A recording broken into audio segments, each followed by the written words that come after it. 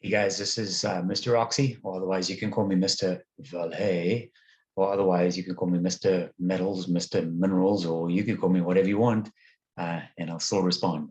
Thank you to everyone who informed me that my reference to VALE was meant to be pronounced VALE, and I hope I'm getting that right this time. But you know, in the meantime, since English is my second language, I am practicing words like Nike, which can also be referred to as Nike, and Paris, which can also be referred to as Paris. So I have all these things to learn, you know, so just bear with me and I'll do the best I can. What I want to do today is actually take a walk through sort of 5 of these stocks which are absent in my portfolio. So obviously I made a video on VALE, which I should have called VALE. But anyway, that was one of them. The other 4 that I want to compare it to is Kinross, Rio Tinto, BHP, and Sibanye Stillwater.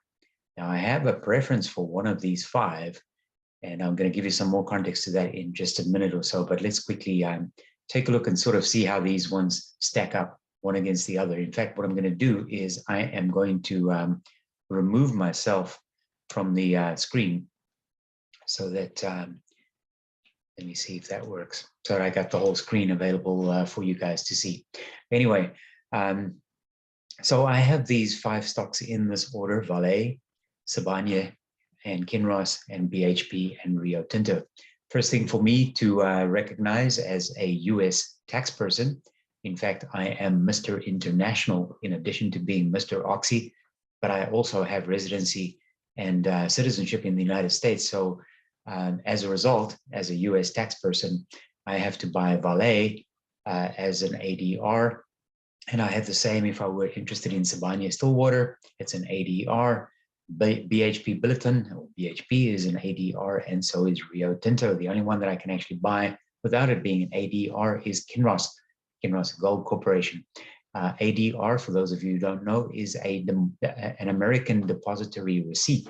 So instead of getting the actual common stock, you actually own a note, effectively called an American depository receipt.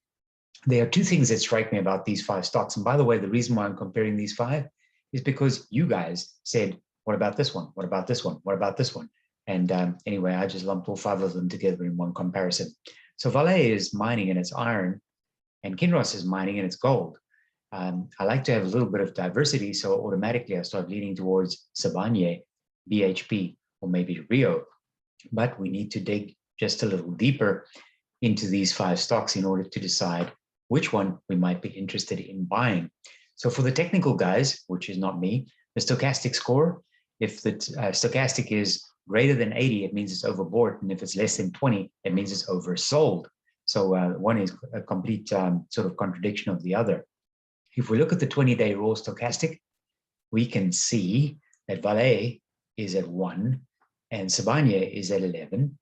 And then you have Kinross. By the way, the logos that I have at the bottom follows the same sequence all the time, so you won't lose track of who I'm talking about. Kinross is almost at 80, so Kinross is almost overbought. These things don't mean too much to me, but they are technical indicators, so I'm sharing them with you anyway. And then the other 2, 8 and 6 respectively, have a fairly low score, and if the score is below 20, it means it's oversold. So potentially, if I were a technical guy, right now, I have 1 or 2 potential buys, maybe even 4, and maybe Kinross would be eliminated. However, when we look at the alpha, a negative weighted alpha is a return below the benchmark, and all of them have a negative alpha. And Kinross is not too bad on that negative alpha, but take a look at this though. The analysts say 24% buy, and last month's opinion was sell. So it's switched from a sell to a buy. When the analysts say buy, then I kind of hesitate. So now I'm automatically looking at one of the others. In fact, there's an exception here, because on Sibanye, a lot of people are saying sell, but not all of them. You see VALE, BHP, Rio Tinto, 100% sell. Sibanye kind of looks interesting and attractive from a technical point of view, just at a glance. How about performance? The one that's outperformed the other 4 easily is Kinross. And you can see 5 days, 1 month, 3 months, 6 months, etc., Kinross has been doing pretty well compared to the others, which means that maybe one of the other four would be more interesting to me because they would be more undervalued than the others. So we already did an analysis on VALE, and I suggested that I might stick my toes into the water here on VALE and open a little position. I wouldn't take a chance on it because it's highly speculative and hugely risky. But what about the others? You know, like these are interesting stocks. And right now, for a variety of reasons, I'm leaning towards the first two on the left. So maybe VALE or Sibanye Stillwater. And I'm going to tell you why I'm kind of leaning more towards Sibanye as we go through this presentation. Beta, what is beta? If the beta is greater than 1, that means it's a stock that moves more than the market over time. Now, this particular beta rating here is 60 months, so this is over 5 years. If it's greater than 1, it's been moving more than the market. High beta stocks tend to be more risky, but provide the potential for much higher returns. So we have one VALE at 1, and we have Sibanye at almost 2, and the rest are sort of around 1, except for Rio Tinto, which is lagging a little. Sibanye, you're looking interesting. This is a little graph. It's a 1-year return. So despite the fact that they've been kind of tracking and following the same trajectory on the chart for the most part, you can see the bottom feeder over here, which is Kinross, has actually sort of followed the same trajectory as 3 of the others. The exception here has been VALE at peaked. And a number of people who are more familiar with iron ore than what I am said that the price of iron ore was high, but it has collapsed. And that's one of the reasons why VALE is now the bottom feeder, whereas for a few months, it was at the top for most of the past 12 months. Interesting chart, but they all follow the same kind of a pattern over here. And if I look at my blue line, which is Sibanye, because remember I said Sibanye is kind of interesting to me, it's sort of tagged along with all the others, and now it's kind of like the better performer of the 5. But let's take a closer look at Sibanye. There's a couple of reasons why I'm interested in Sibanye. One of them, which I must be transparent in admitting, is because it's based in South Africa, where I was born and raised. If we look at the snapshot of Sibanye Stillwater, we can see that in its 52-week range, it's sort of close to the bottom, not too far off. I mean, this is 12 bucks and it's currently trading at about 14. It's not a small company. It has a market cap of almost $10 billion. It has an awesome favorable PE ratio of only 3.62. I like a PE ratio below 15, which means I particularly like 3.62. And it has a very, very nice dividend too for an old guy like me. $1.65 translates into 11.55% at the stock price, which is currently around $14. The other thing I typically look at when I look at a snapshot of the company is its short interest, which is only 1%. Not a lot of people are shorting this one. And if there are not too many people who are shorting it, that means there are not too many people believing that it might go down even further. What exactly is Sibanye? It's a little more diversified than 2 of the stocks that I mentioned. So Kinross Gold is gold and VALE is iron ore. But Sibanye, on the other hand, is an independent global precious metal mining company. The company is engaged in producing a mix of metals that includes gold and platinum.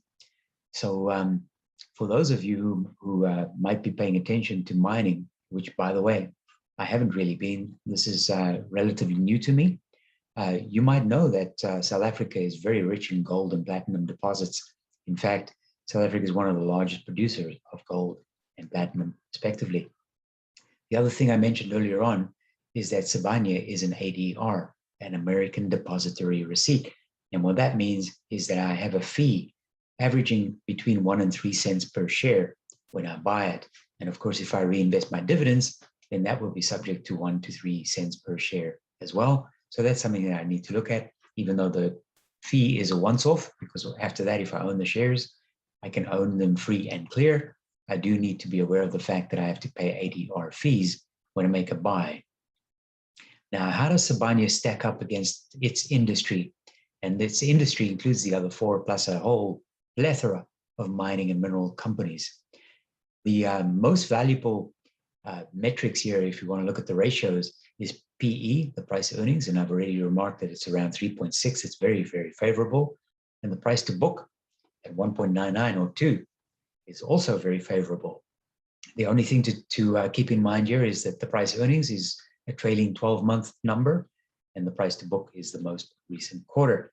But I like those numbers. They look pretty good. What about profitability? Well, take a look at this. On a trailing 12-month basis, Sibanye generates approximately 40% gross profit margin, almost 40% operating margin, and almost 30% net profit. It is outperforming its peers significantly.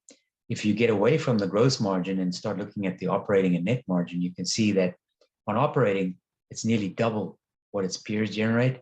And look at this, 7 to 28, 4 times greater net profit than most of its peers. How about its effectiveness analysis? So here I'm looking at return on equity. Again, we're looking at a trailing 12-month period. Sibanye is at 70% compared to the industry's 27.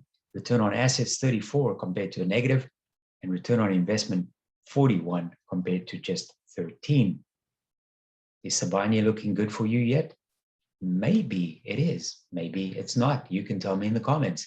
How about the financial strength?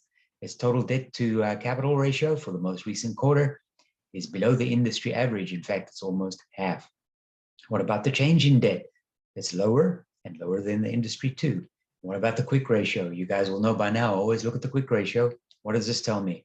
That it has enough current assets on hand to settle its current liabilities. Any number greater than 1 is a good number. And in the case of Sibanye, it's 1.47, which is pretty good.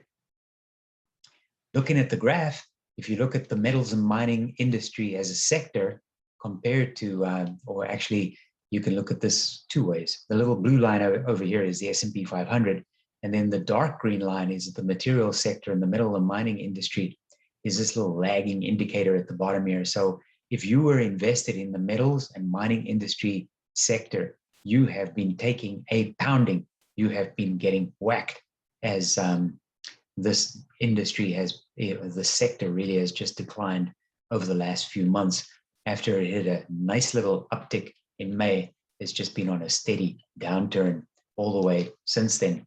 So guys, this is sort of a quick snapshot of Kinross, Rio Tinto, VALE, thank you guys, including Joselito, BHP, and Stillwater Sibanye. So what I want you to do, if you have time, is maybe help educate me and help educate your peers, and let's get a conversation going and see if some of these mining stocks are actually attractive to you. Maybe you are already long in some of them. You know, I started off with 5 of them, and then I kind of migrated towards 1 of them. I'm not dismissing VALE. I think it would be my second choice in terms of the 5 that I've just shared with you. But I think, as you probably gathered, Sibanye Stillwater is my number 1 choice of the 5 that I'm sharing with you right now. As I said at the start, it's the communication and the discussion on the channel that made me specifically highlight these 5. And by the way, what I'm going to do is I'm going to do a similar video. Maybe I'll do it tomorrow if I have time. Otherwise, I'll do it maybe over the weekend or so. But I want to do a similar comparison on Marathon and Phillips 66, Oxy, Encore. There's a couple of energy stocks that you guys have mentioned to me that it's not that I'm not paying attention to them, but I'm not paying as much attention to them as what I should be paying to them. And I'd like to take a closer look at them and sort of revisit and see if we're making the right decisions in terms of our energy portfolio and the weighting that we apply to different stocks within that energy portfolio. So guys, that's it for now. This is Rudy for Best Investor signing off, saying thanks for watching. Take care. Bye-bye.